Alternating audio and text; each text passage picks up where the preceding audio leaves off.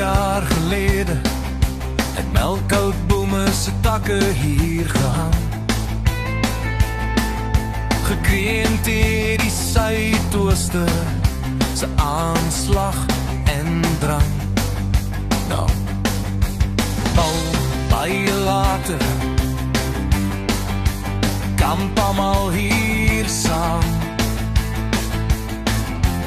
net op die kale vlaktes van Struisbaai se strand.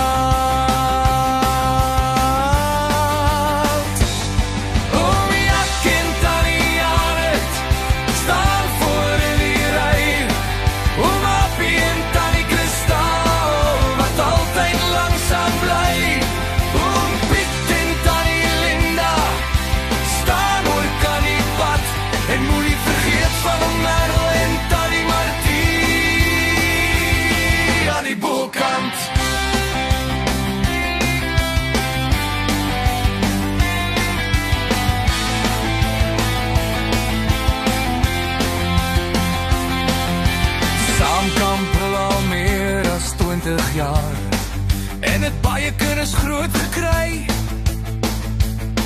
Hul vure brand omhoog en tente span styf. Die hout raak soms minder, maar die vleis word nooit vermy. Self visies is op roosters voor berei.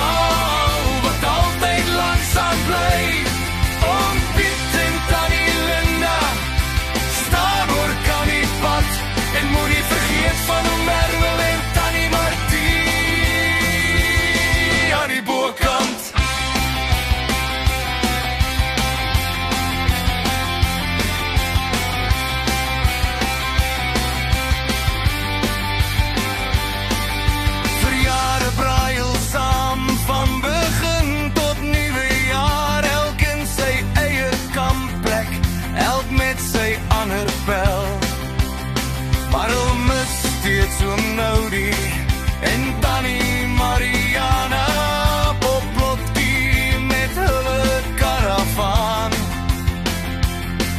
Tot Beaufort op ervarings, elke dag